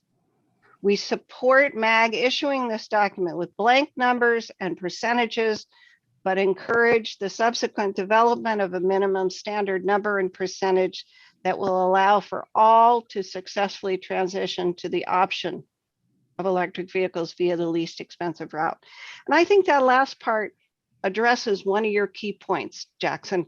You said, you know, we can't afford an additional $1,000 in the cost of a home. But the fact of the matter is, utilizing an electric vehicle can result in much lower maintenance costs to a homeowner and to someone who has to drive to and from a job. So when you create a scenario where they cannot own a vehicle because they're in an apartment and there's no place for them to charge, then you have removed that option for them.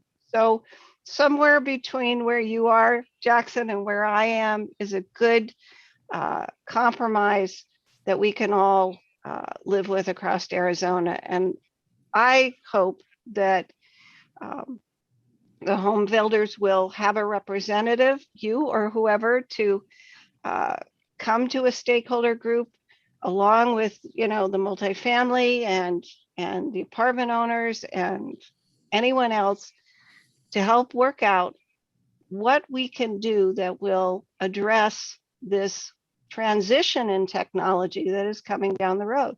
So to put our heads in the sand and say it's not really coming is not the right path. We need to at least address how it can be done safely, whether that is, as Bob suggested, something that's more appropriate in a zoning ordinance and then is supported with an appendix to the IRC, the IBC, or the IECC. You know, we need to find a solution. And I feel that this group of professionals is the right group, along with some outside entities, you know, like yourself and like multifamily housing.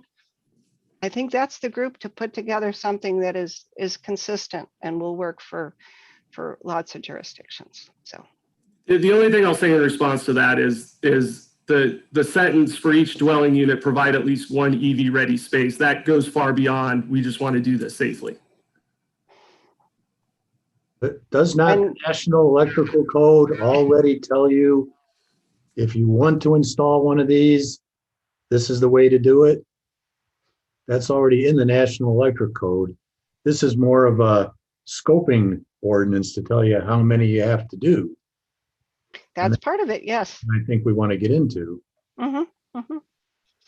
Yeah, the it has never been the position of the National Electric Code to tell you, how many how many outlets you need, or, but we have come back in the building code and the residential code and said, you must have this many outlets, spaced this often, you must have that available. They must be on this number of circuits. And, so what I'm saying is we've got a piece of equipment that's coming down the line that's going to be transitioning an entire industry from gasoline or internal combustion engines to electric vehicles.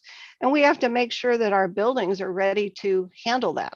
So, Mr. Chair, I would just, You go ahead, Larry. I'm in agreement with a lot of what's been said. If you remember a few years ago, we were talking about solar ready homes. And that this discussion reminds me a lot of that. I think that the mandate personally does not belong in the building codes, where to me it's more of the technical.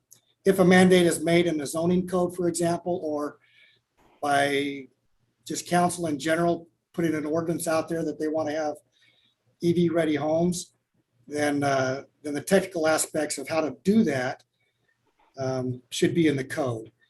And so, should a committee, get together and talk about putting something in an appendix that's ready to adopt, by a jurisdiction, I don't know, or are the technical aspects of it already there, like Tom just pointed out. So, I think it's a good discussion to have.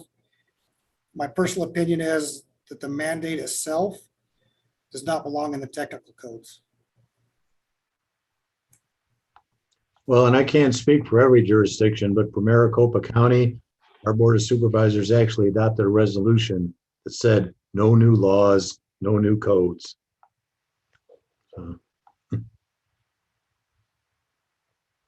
Made your decision easier, didn't it, Tom? well, unfortunately, Tom, that certainly leaves you open, especially in the fire code and some of the energy storage areas. So I hope you'll reconsider that, at least with the fire code. Oh, you missed the beginning of the meeting. I won't be considering it at all. I've got 16 days and a wake up. That's right. There you go. You won't There be you go. seeing Tom volunteer for any committees. Yeah, Right. that's like before John Shepard took over. Prior building officials said, "You're not changing the code on my watch." I'm retiring in. Any other comments on the subject? Do we want to put together a committee vote to have a committee so that we could form something just to discuss this on a separate deal, or how do we would process that? Scott? We don't need to vote on that. Okay, I so think just putting together, asking for volunteers to put together a committee. I don't know how most people feel. I would recommend against voting on anything today and have the committee discuss part 1 and 2. I'd hate to pass something today and then have to come back and revise it because the committee came up with some other definitions or some other things they want to change. So any volunteers? Sharon, are you willing to chair that and run that?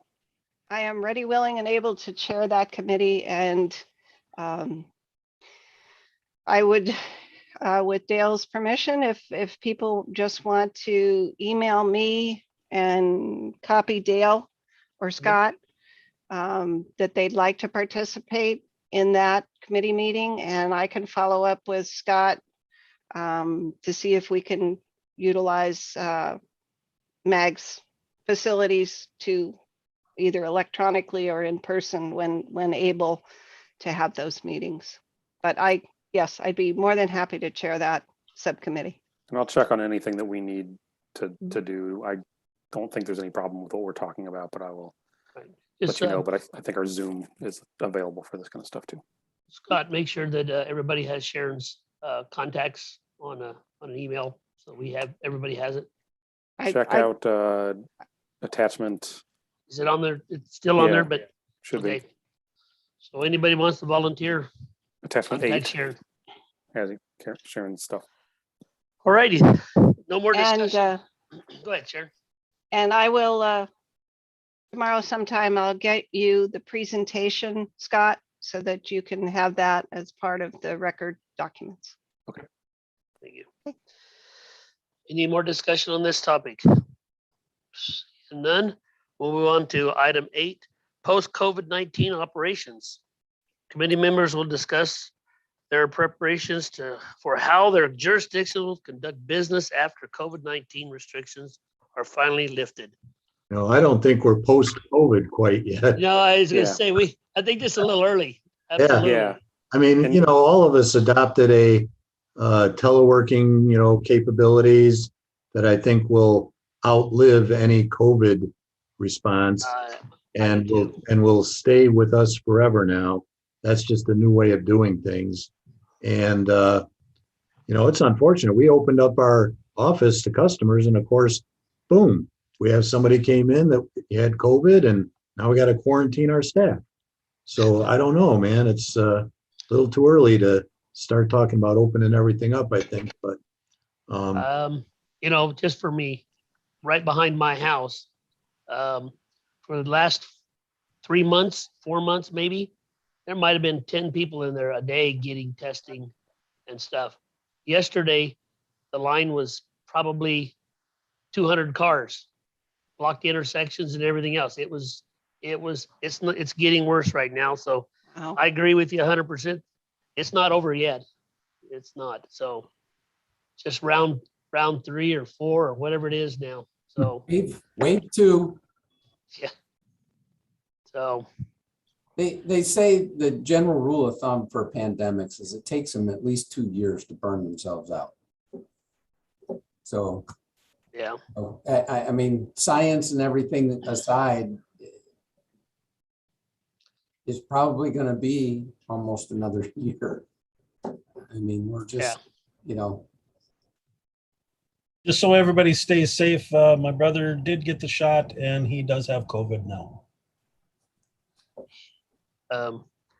Yeah, we're building a new city hall and a couple of the employees over there, all of them had their shots. All of them felt comfortable being around everybody. But lo and behold, the youngest one of all of them came down with COVID. So it can happen, and it does quite often. So We've had a couple of people in our group get COVID. One guy, it was like 2 days after he got his shot, got exposed. But in those cases, they're finding that the case you get of it doesn't put you in the hospital. So, get your shot. Get your shot. Well, Mr. Chair, as it's been pointed out, we're not really in the post-COVID world. Yeah, And this is moving away from what we were supposed to be talking about. this Yes, is you're not right. out of the Exactly. scope. And given the time, I'd suggest we move on. I agree. Let's move on to item 9, updates of MAG building code membership. We are requesting that the committee members review attachment 8, committee roster sent with this agenda. Please forward any changes to Scott Wilkins prior to the meeting or provide them at the meeting. Just anything you have updates, code updates, anything like that, please let Scott know. Okay. Moving to item 10, updated surveys for code adoptions. Item 9, identify the codes that members agencies have adopted. Please review this information and provide any updates to Scott Wilkins. Has anybody started working on the 21 codes?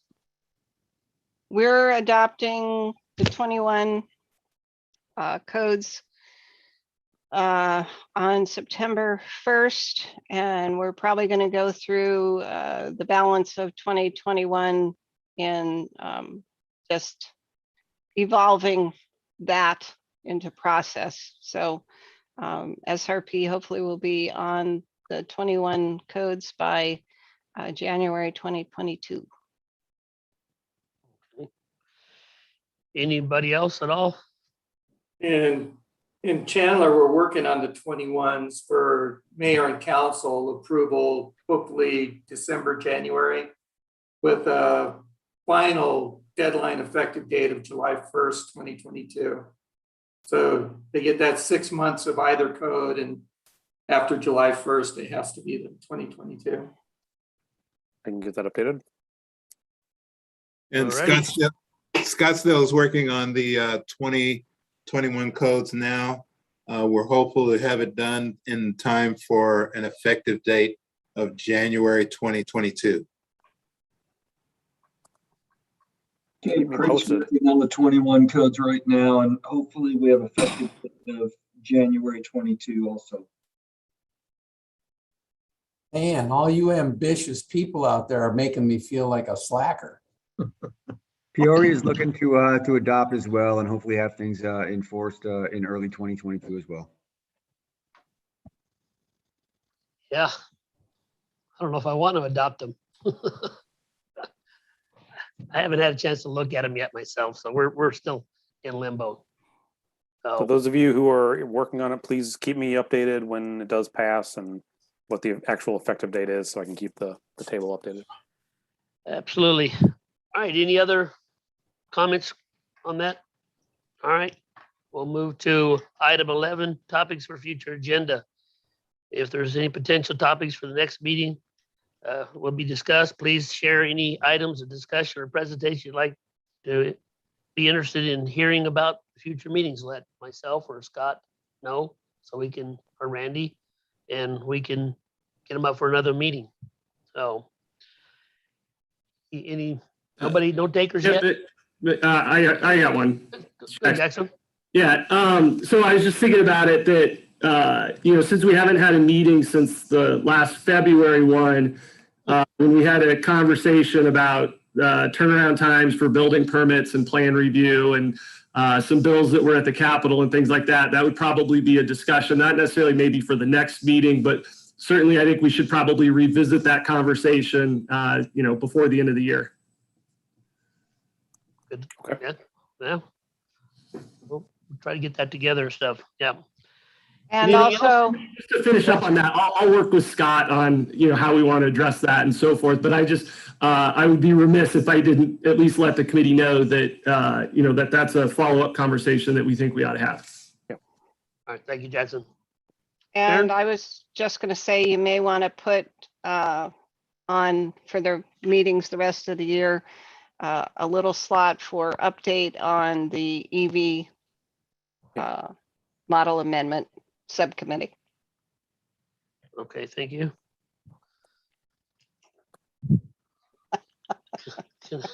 Okay, all right. Any other comments, questions?